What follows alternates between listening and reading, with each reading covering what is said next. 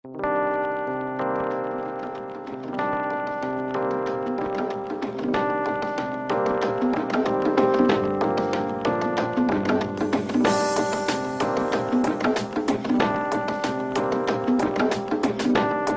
hace unos días la noticia cayó como bomba para muchos peruanos que el Rally Dakar no pasaría nuevamente por el Perú. De hecho, el país principal que se está señalando es Bolivia.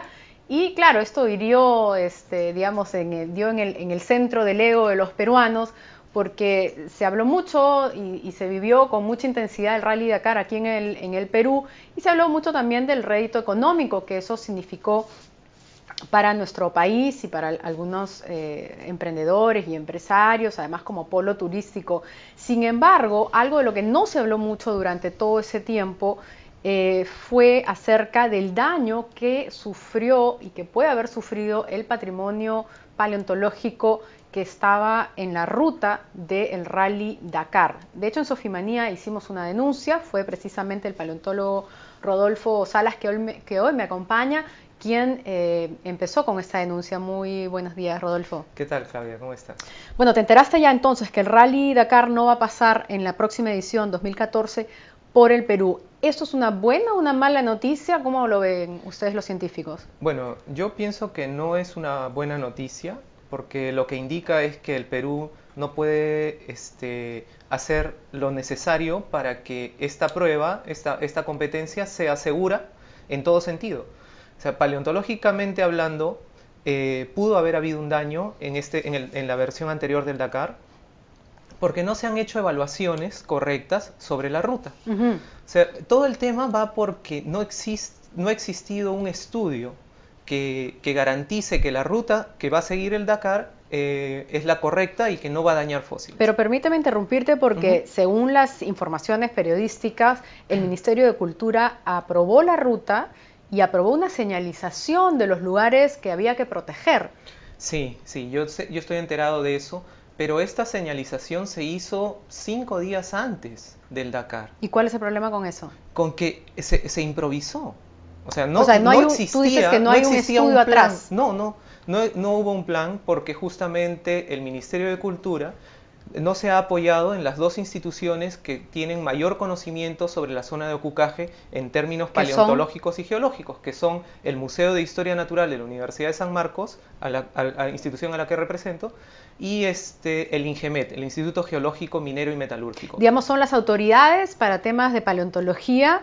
Ninguna de las dos fueron consultadas ni convocadas para el trazo de esta ruta o para la aceptación del trazo de la ruta. No fueron consultadas, y eso nos parece muy curioso, muy extraño, porque nosotros trabajamos, por ejemplo, nuestro equipo de paleontología trabaja en la zona de Ocucaje desde hace más de 10 años. Conocemos bastante bien todas las localidades paleontológicas. Sin embargo, existen todavía muchos lugares que no han sido explorados y que son potencialmente sitios paleontológicos. Pero sí hubo personas que se dicen ser paleontólogos o especialistas en el tema que fueron los consultados por el Ministerio de Cultura. Sí. Hubo alguna institución a la cual fue consultada, pero creo... ¿Cuáles son? Si nos puedes decir los nombres. Uno fue el Instituto...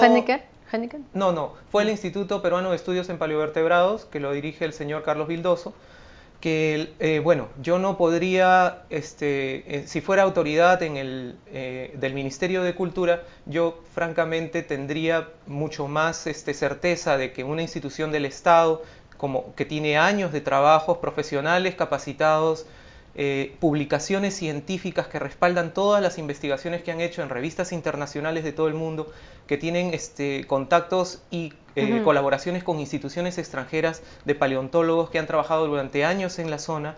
Bueno, claro, lo lógico hubiera sido que se fíen más bien de esa autoridad y no de alguien como el señor que representa este llamado Instituto Paleontológico, que además no tiene ninguna publicación científica en...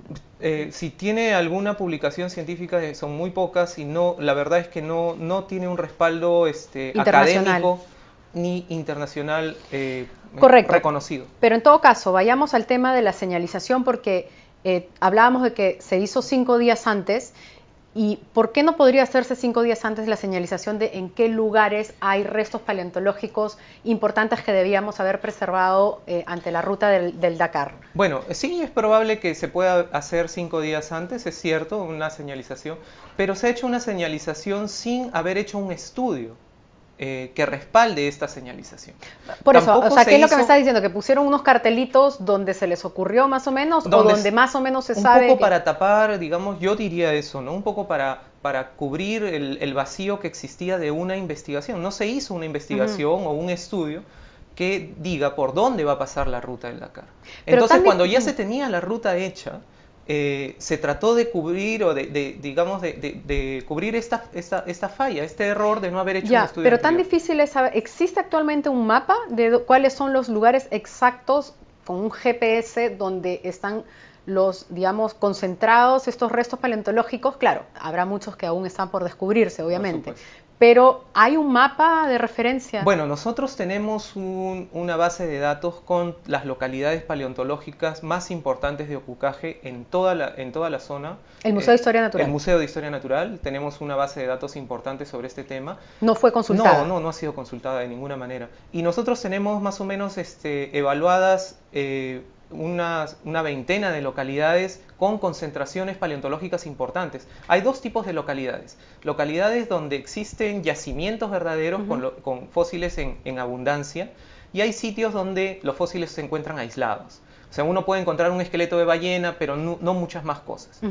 Entonces, estos sitios que son yacimientos, estos son fundamentales, porque hay una concentración importantísima que representa un ambiente ecológico que existió hace millones de años y que es una información científica invalorable. Ahora, hablábamos de que supuestamente señalizaron la ruta, ¿no es cierto?, para cuidar los restos paleontológicos.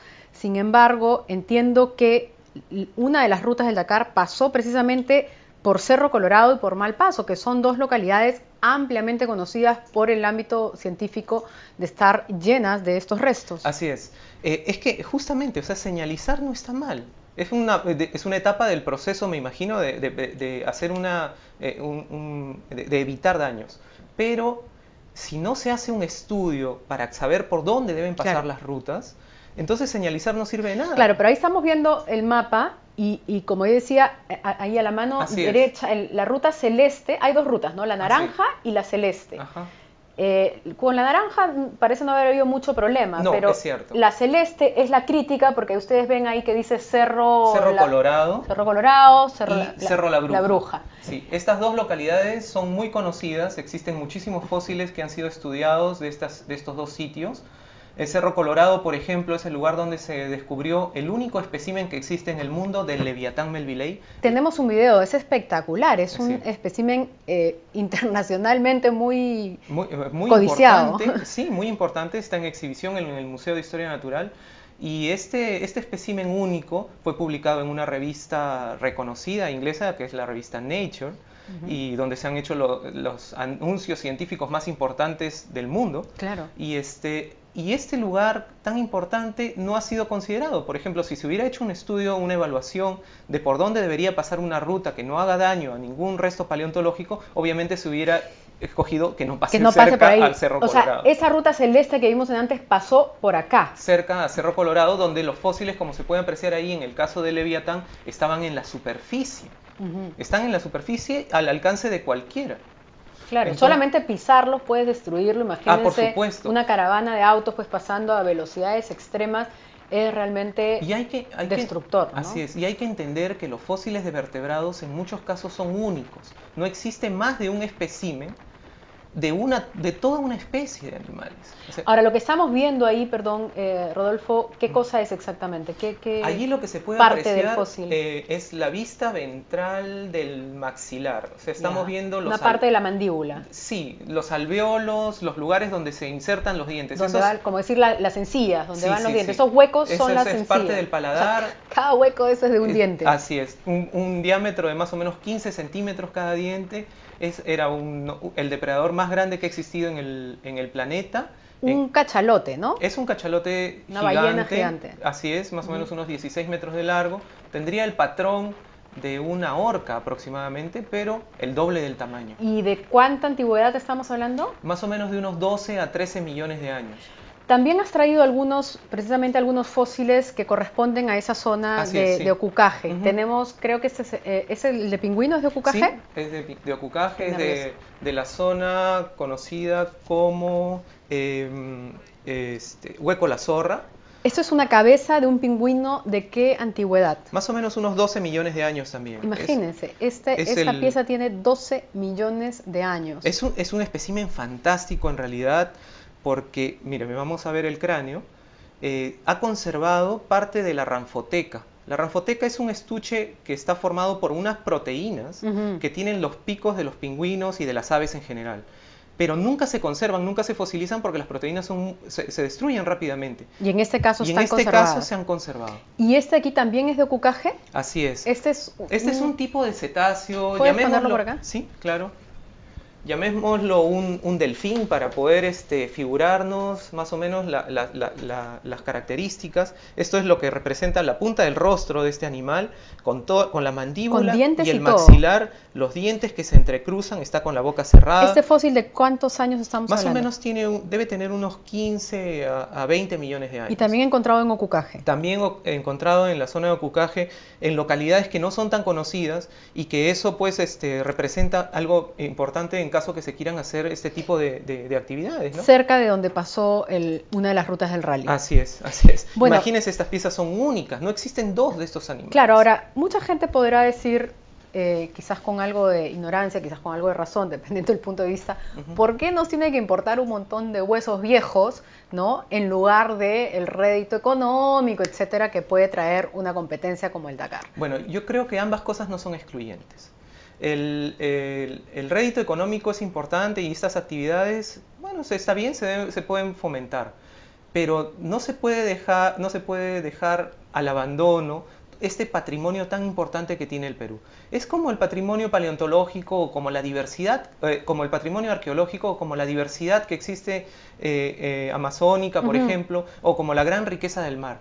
Este tipo de cosas no se pueden dejar de lado. ¿Cómo está ubicado el Perú en torno a riquezas paleontológicas en el mundo? ¿Cuál es su ubicación? Bueno, hace unos 10, 15 años no se sabía mucho de la paleontología en el Perú, pero en los últimos años los trabajos que hemos realizado en diferentes localidades del país muestran que el Perú es un sitio privilegiado para la paleontología. ¿En el mundo? En el mundo. Por ejemplo, la zona de Ocucaje y la zona de Sacaco son los lugares más ricos, paleontológicamente hablando, de todo el mundo para estudiar la evolución de los ecosistemas marinos de los últimos 40 o 50 millones de años. De todo el mundo. De todo el mundo. Y hay que decir, obviamente estamos hablando de animales marinos, que lo que es hoy el desierto de Ocucaje era mar, obviamente. Y que además entiendo que en el desierto tienen una mayor probabilidad de conservación que en otras partes como en la selva, ¿no? Sí, claro. La erosión en el desierto, si bien es fuerte porque los vientos corren a gran velocidad y la erosión puede ser muy fuerte, los cambios de temperatura también son drásticos,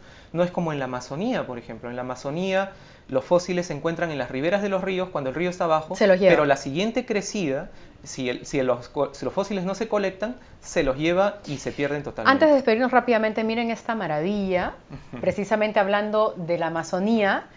Cuéntanos qué es esto. Bueno, este es un fósil muy, muy interesante y muy importante. Lo hemos descubierto hace muy poco en la zona de Iquitos, en el área de Iquitos. Es un caimán fósil.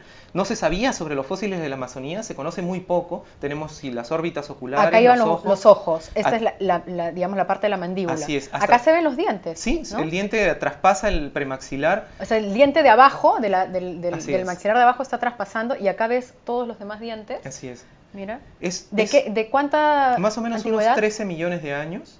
13 millones de años, imagínense. Sí. Y lo fabuloso es que en la Amazonía se encuentra la evidencia sobre cuál era la verdadera cómo es que nuestra biodiversidad ha llegado a ser lo que es. Y en estos fósiles pueden ayudar a explicar eso. Con eso quería terminar, Rodolfo.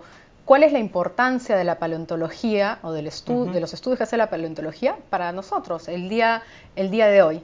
La paleontología nos permite acercarnos al pasado que puede representar nuestro futuro.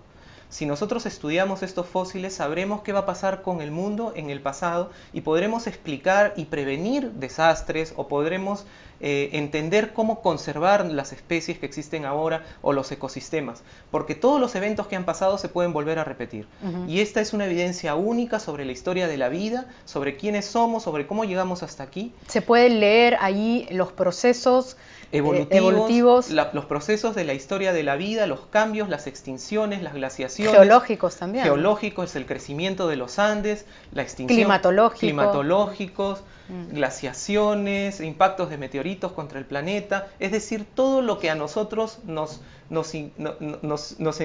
hace pensar que somos una civilización débil y que puede ser desaparecida en cualquier momento por todos estos cambios. Bueno, podemos nosotros tener una idea de cómo prevenir o de cómo enfrentar estos problemas gracias al estudio de los fósiles. Bien, quedó clarísimo. Entonces, yo creo que la conclusión es, como tú dices, no es excluyente un próximo Rally Dakar en el Perú, siempre y cuando se consulte con las fuentes autorizadas como el Museo de Historia Natural de la Universidad de San Marcos, para que se haga un estudio serio, ¿no es cierto?, respaldado por data científica, y se proteja este patrimonio cultural que tenemos, a la vez de poder atraer a esta carrera, esta competencia que evidentemente trae beneficios económicos para el país. Sí, ya que mencionaste lo de patrimonio, es un patrimonio, pero no es un patrimonio cultural. Yo diría que es un patrimonio natural. Natural, exactamente. Bueno, natural, cultural. Okay, por la información, tiene interés cultural. Por la información que se puede obtener a partir del objeto natural, correcto. Bien, muchísimas gracias, no hay de qué, Rodolfo. Nos despedimos entonces. Queremos dejarlos con este video del túnel de la ciencia. Nosotros la semana pasada se los mostramos en primicia, o mejor dicho, tuvimos una entrevista en primicia con un representante de la Universidad Católica, donde se va a presentar ya en unos días esta muestra itinerante, que es quizás la más espectacular y la más famosa muestra itinerante de ciencia interactiva en el mundo, respaldada además por el Instituto Max Planck, de harto prestigio científico, y usted puede ir con su familia, con sus amigos, es gratis. No se pierda este video que hemos realizado en exclusiva aquí en Sofimanía, de lo que va a poder ver en el túnel de la ciencia.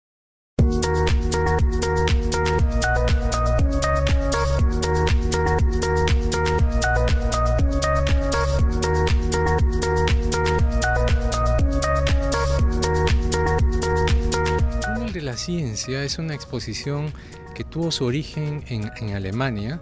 Es promocionada, propuesta por el Instituto Max Planck, uno de los institutos de investigación más famosos, más importantes del mundo. Tuvo su origen en el año 2005 en Hannover, en Alemania. Luego se constituyó en una exposición itinerante que ha viajado por diferentes partes del mundo, mostrando los últimos avances, los avances frontera, diría yo, respecto de las ciencias básicas más importantes. La exhibición intenta mostrar diferentes aspectos de la realidad del universo, desde el origen mismo, haciéndose preguntas de cómo se inició el universo. Tocamos temas como el Big Bang, qué pasó con el tiempo inicialmente. Luego vamos a preguntas un poco de mayor nivel, como qué son los átomos o de qué están compuestos los átomos, sus partículas elementales. Vamos a preguntarnos sobre la célula, moléculas. Otras estaciones hablan del cerebro, su composición y los últimos avances y conocimientos respecto de él. Posteriormente nos hacemos preguntas un poco más elevadas, como por ejemplo hacia dónde va la humanidad respecto de temas de energía, de temas de supervivencia de especies. Es importante visitar esta muestra para darnos cuenta hasta dónde ha llegado la ciencia hasta el momento, ¿no es cierto? La ciencia avanza a pasos agigantados, y lo que mostramos ahora son las últimas investigaciones, las investigaciones frontera, decimos nosotros, respecto de las diferentes disciplinas básicas en las ciencias.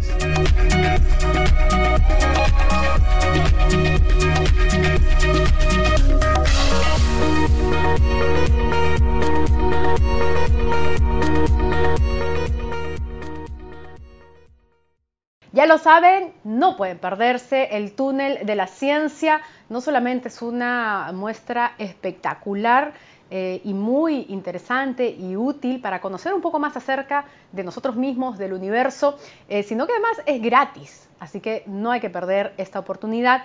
Empieza el 5 de abril, va hasta el 30 de junio y lo único que tiene que hacer es usted separar su visita porque hay diferentes horarios, de acuerdo si es escolar o si es familiar, etc. Llame al 626-2000, ahí salen los números y las fechas en la pantalla. Y con nosotros será hasta la próxima edición de Sofi TV, el jueves a las 5:30 de la tarde vía lamula.pe. Gracias.